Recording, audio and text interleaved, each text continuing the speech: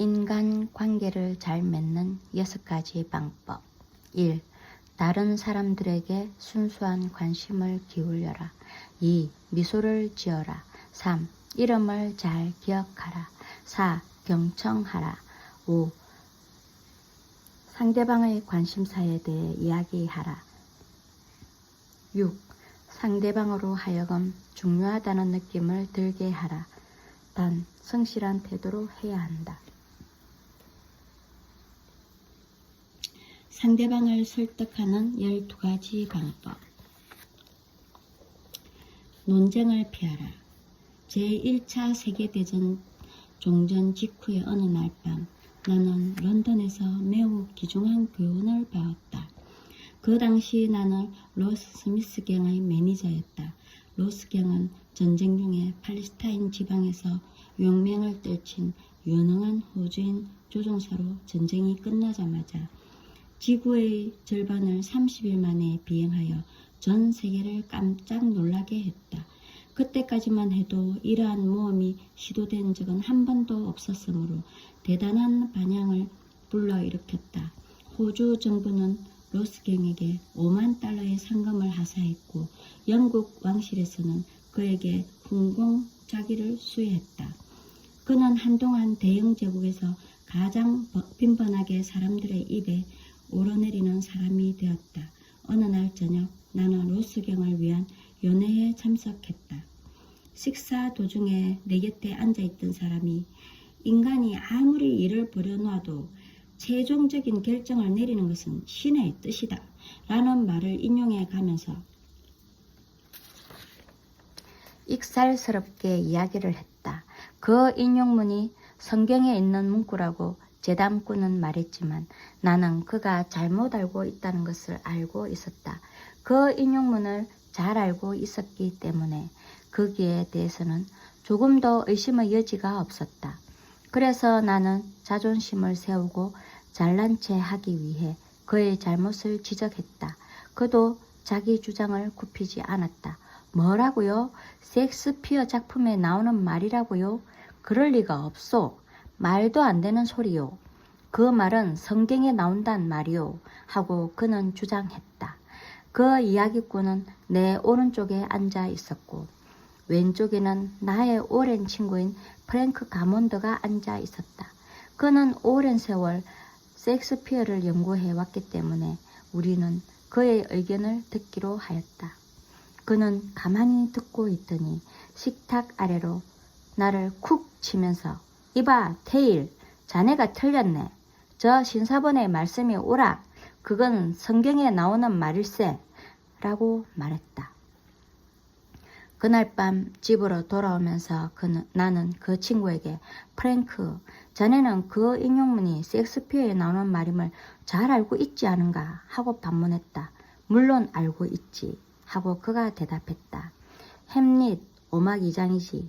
하지만 데일, 우리는 그 즐거운 모임의 손님이었잖아. 자네는 왜 그 사람 말이 틀렸다는 것을 증명하려 들지? 그렇게 하면 그가 자네를 좋아하겠나? 왜 그 사람 체면을 세워주지 않나? 나는 자네의 의견을 묻지 않았네. 원하지도 않았단 말일세. 그런데 왜 그 사람과 논쟁을 하려 하는가? 사회생활을 하려면 항상 원만하게 처신해야 하네.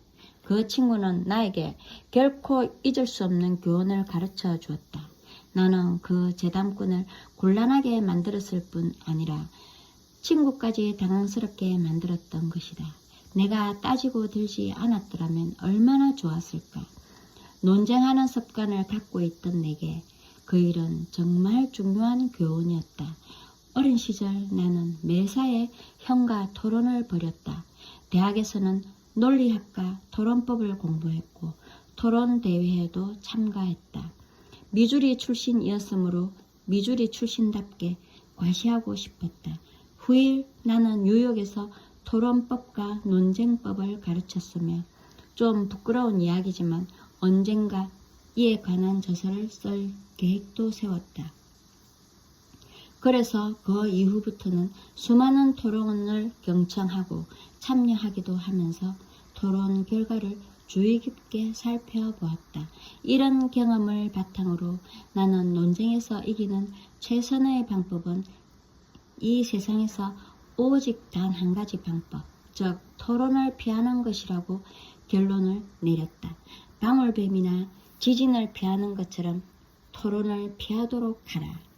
10중 8구 논쟁은 참가자들이 자신의 의견이 절대적으로 옳다는 것을 더욱 확실하게 믿게 되는 것으로 끝나는 법이다. 당신은 논쟁에서 이길 수 없다. 왜냐하면 논쟁에 지면 지는 것이고 이긴다고 해도 지는 것이기 때문이다. 왜 그럴까? 자, 다른 사람이 당신과의 논쟁 상대가 안 된다는 것을 증명했다고 하자. 그래서 어쨌다는 것인가? 당신 기분이야 좋겠지만 상대방은 어떻게 되겠는가?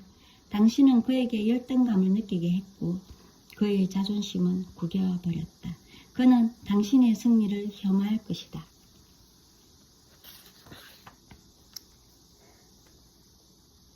자기 의사와는 반대로 설득당한 사람은 그래도 자기 의견을 굳게 지킨다. 몇 년 전에 패트릭 제이 오헤어가 우리 강좌에 참가했다. 오헤어는 정규 교육을 거의 받은 적은 없었으나 논쟁을 매우 좋아했다. 한때는 운전기사를 한 적이 있었고 지금은 트럭을 팔고 있으나 별 재미를 못 보자 나를 찾아왔다. 몇 가지 질문을 해보니 그는 거래하려는 사람들과 끊임없이 싸우고 대립하는 사람이라는 사실을 알 수 있었다. 만일 트럭을 사러 온 사람이 트럭에 대해 한 가지 나쁜 점이라도 이야기하면 그는 몹시 화를 내면서 그 손님의 멱살을 잡는 것이었다. 그는 논쟁을 벌여서라도 이겨야 직성이 풀렸다. 저는 가끔 저런 녀석은 본때를 보여주어야 됩니다. 하고 말하면서 사무실을 걸어 나오곤 했죠. 물론 본때를 보여주었죠. 그러나 물건은 팔지는 못했습니다. 하고 그는 나중에야 말했다.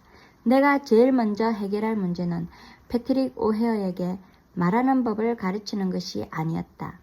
당장 해야 할 임무는 그에게 말을 삼가고 언쟁을 피하도록 훈련시키는 일이었다. 곧 그는 뉴욕의 화이트 모터사에서 가장 우수한 세일즈맨이 되었다. 어떻게 그렇게 되었을까? 여기에 그가 직접 한 말을 옮겨보기로 한다. 요즘에는 고객이 뭐요? 화이트 트럭이라고요? 필요 없어. 그저 주어도 나는 싫소. 나는 후지터 트럭을 사겠소. 하고 말하더라도 저는 후지터 트럭도 훌륭합니다. 후지터 트럭을 구입하신다면 올바른 판단을 하신 겁니다. 후지터 트럭은 훌륭한 회사에서 만들고 훌륭한 사람들이 판매를 하고 있죠. 라고 말합니다. 그러면 그 고객은 아무 말도 못합니다. 논쟁할 여지가 없게 되는 것이죠. 그가 월드 후지터 트럭이 최고라고 말하고 또 제가 그 말에 동조를 해주면 그는 거기서 말을 중단할 수밖에 없습니다. 제가 자기 말에 맞장구를 치는데 하루 종일 후지트사 트럭이 최고야 하고 소리를 계속할 수는 없으니까요. 그러면 후지터 트럭에 대한 이야기는 그만두게 되고 그 다음부터 화이트 회사의 트럭이 가진 장점에 관해 말하기 시작합니다. 그 고객이 처음 했던 것 같은 말에 제가 화를 벌컥 내던 때가 있었죠. 후지터 트럭에 대한 논쟁을 벌이기도 했는데 논쟁을 하면 할수록 고객은 후지터 트럭을 감싸고 돌게 되고 그럴수록 그 고객은 경쟁사의 제품을 더욱더 좋아하더군요. 이제 돌이켜 생각해보면 제가 전에 어떻게 물건을 팔 수 있었는지 의문이 갑니다. 저는 제 인생의 수년 동안을 싸우고 논쟁하는 일에 허비했습니다. 이제는 입을 다물고 지냅니다. 그러니까 오히려 득이 되더군요. 벤자민 프랭클린은 이렇게 말하곤 했다. 만일 당신이 사람들에게 따지고 상처를 주고 반박을 한다면 때때로 승리할 수도 있다. 하지만 그것은 공한 승리에 불과하다. 왜냐하면 당신은 결코 상대방으로부터 좋은 호의를 얻어내지 못할 것이기 때문이다. 자, 스스로 생각해보라. 이론적이고 지적인 승리를 원하는가? 아니면 다른 사람의 호의를 택하겠는가? 양쪽 모두를 가지기는 어렵다. 보스턴의 트랜스크립트지가 언젠가 다음과 같은 의미심장한 풍자시를 실은 적이 있다. 여기 윌리엄 제이가 영원히 잠들다. 죽을 때까지 자기가 옳다고 고집하던 사람이 그가 살아온 길은 100번이고 옳았도다. 그러나 그도 역시 죽어 있지 않은가. 당신은 죽을 때까지 오를 수 있고 말다툼을 하는 동안에는 100번 오를 수도 있다.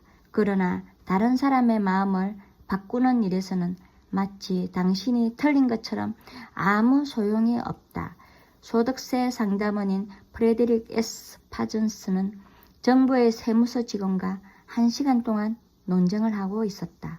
9,000달러의 돈이 걸려있는 일이었다.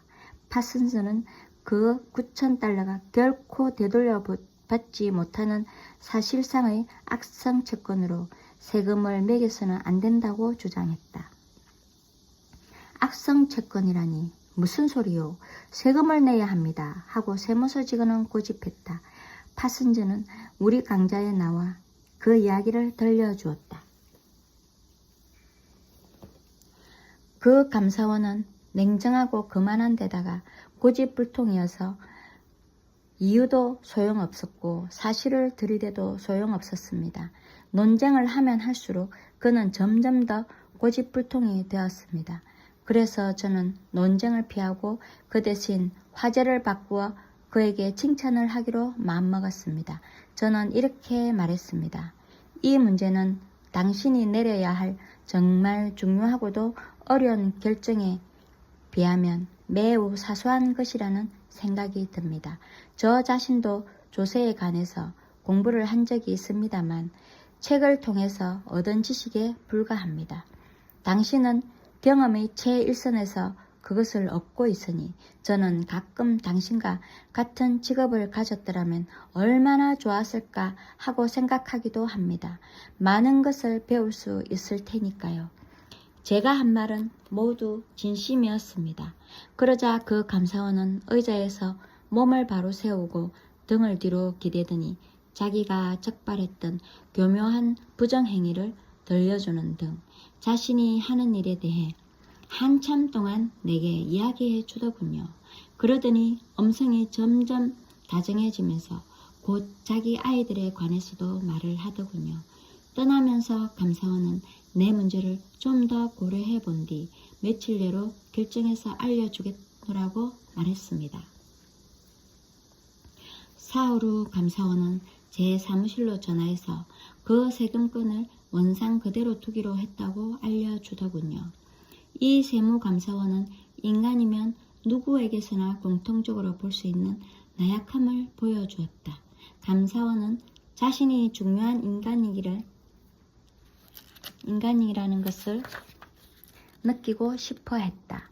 그래서 파슨즈와 논쟁을 할 때는 자기의 권위를 큰 소리로 주장함으로써 그의 중요함을 성취했던 것이다. 그러나 일단 그의 중요성이 인정되고 또 논쟁이 끝나고 자기의 자부심을 펴 보일 상황이 되자 그는 호의적인 인간으로 변했던 것이다. 부처가 미우면 결코 미움으로 없어지는 것이 아니라 사랑으로 없어진다 라고 말한 것처럼 오해도 결코 논쟁으로 없어지는 것이 아니라 재치나 수완, 하해, 그리고 다른 사람의 입장을 이해하고 공감하려는 마음에 의해서 없어진다. 링컨은 언젠가 동료들과 격렬한 논쟁을 벌이던 어느 젊은 장교를 몹시 꾸짖은 적이 있었다. 스스로에게 최선을 다하려는 사람은 사사로운 논쟁 따위에 시간을 허비하지 않는 걸세. 그런 사람은 자기 성격을 망치거나 자제력을 상실하는 결과를 초래하게 되네. 자기에게 약간의 정당성밖에 없을 때는 아무리 중대한 일이라도 상대방에게 양보해야 하네. 정당성이 있는 경우라도 작은 일에는 양보하게. 개와 싸움을 하다가 개에게 물리는 것보다는 개에게 길을 비켜주는 편이 더 낫지 않겠나. 설령 그 개를 죽인다 해도 물린 상처가 아물지는 않을 테니까 말일세. 피치 앤드 피저지에 실린 기사에는 의견의 차이가 있을지라도 논쟁을 벌이지 않는 방법에 대해 다음과 같은 몇 가지 제안을 하고 있다. 의견이 서로 다르다는 사실을 기꺼이 환영하라. 두 사람의 의견이 항상 일치한다면 두 사람 중 한 사람은 불필요한 인물이다. 라는 슬로건을 기억하라. 한 번도 생각해 본 적이 없는 문제에 부딪히게 될 때 그 문제에 관심을 갖게 된 것을 감사하라. 아마 그것으로 인해 당신이 심각한 실수를 저지르기 전에 자신을 바로잡을 수 있는 기회를 갖게 되었을지도 모른다. 맨 처음에 본능적으로 떠오르는 느낌을 믿지 말라. 의견의 차이가 생기는 상황 속에서 우리가 제일 먼저 자연적으로 취하는 반응은 자신을 변호하려는 태도이다. 이것을 조심하라. 침묵을 지키면서 당신의 첫 반응을 조심해야 한다. 그것 때문에 최선이 아닌 최악의 사태로 몰릴지도 모르기 때문이다. 감정을 조절하라. 무엇이 어떤 사람을 화나게 하는지를 보면 그 사람의 실체를 파악할 수 있다는 것을 기억하라. 먼저 귀를 기울여라. 상대방이 말할 기회를 주어라. 상대방이 그 말을 끝낼 수 있도록 하라. 방해하거나 말을 가로막거나 논쟁하지 말라. 이런 일은 장애물만 생겨나게 할 뿐이다. 이해의 다리를 만들도록 노력하라. 오해하라는 더 높은 장벽을 만들지 말라. 의견의 일치를 이루는 부분을 찾아라. 상대방의 말을 다 들어본 다음 그 사람에게 동의할 수 있는 부분들을 생각하라. 실수를 인정하고 시인할 수 있는 부분을 찾도록 하라. 실수에 대해서 사과하라. 그러면 상대방은 마음을 누그러뜨리고 논쟁하려는 태도를 늦추게 될 것이다. 상대방의 생각을 다시 한번 심사숙고하여 신중히 연구 검토하겠다는 약속을 하라. 그리고 정말로 그렇게 하라. 상대방이 옳을지도 모른다. 이 단계에서 성급하게 행동하여 상대방이 당신에게 말하려고 했는데 당신이 듣지 않으려고 했잖소. 하는 말을 하는 상황에 처하느니 차라리 그들의 생각을 고려해 보는 편이 훨씬 더 쉬운 일이다. 상대방이 관심을 가져주는 데 대해 진심으로 감사하라. 당신에게 반대하기 위해 시간을 낼 수 있는 사람이라면 당신이 관심을 가지고 있는 분야에 관심이 있는 사람이다. 그들이 정말 당신을 도와주고 싶어하는 사람이라는 생각을 하면 당신은 적을 친구로 바꿀 수 있다. 문제를 철저하게 생각할 수 있는 시간을 갖기 위해 당신의 행동을 뒤로 미뤄라. 그날 늦게라도 아니면 그 다음날 다시 만나자고 제안해라. 그렇게 되면 차분하게 모든 사실을 다시 검토할 수 있다. 그 준비 과정으로 자신에게 다음과 같은 몇 가지 어려운 질문을 해보라. 상대방이 옳을까? 부분적이라도 그것이 옳은 생각일까? 그들이 취하는 입장이나 주장에 진실이나 장점이 담겨 있는가? 내 행동이 문제 해결에 도움이 될까? 아니면 분노를 다소 해소하는 데 지나지 않을까? 내가 취한 태도로 인해서 상대방과 더 멀어질까? 아니면 더 가까워질까? 사람들이 나에 대한 평가를 더 좋은 쪽으로 내리게 하는 일일까? 나는 이길까? 아니면 질 것인가? 이기게 된다면 어떤 대가를 치르게 될까? 내가 잠자코 있으면 서로 간의 의견 대립이 잠잠해질까? 이런 어려운 상황이 나에게 어떤 기회가 될 수 있을까? 오페라 테너 가수인 얀 피어스는 50년의 결혼 생활에 대해 이렇게 말했다. 집사람과 나는 오래전에 조약을 하나 맺었습니다. 그리고 상대방에게 아무리 화가 나도 이 조약을 지켜왔습니다.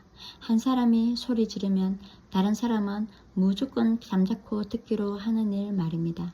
왜냐하면 두 사람 모두 고함을 지르게 되면 대화는 없어지고 단지 싸움과 분노만 남게 되니까요.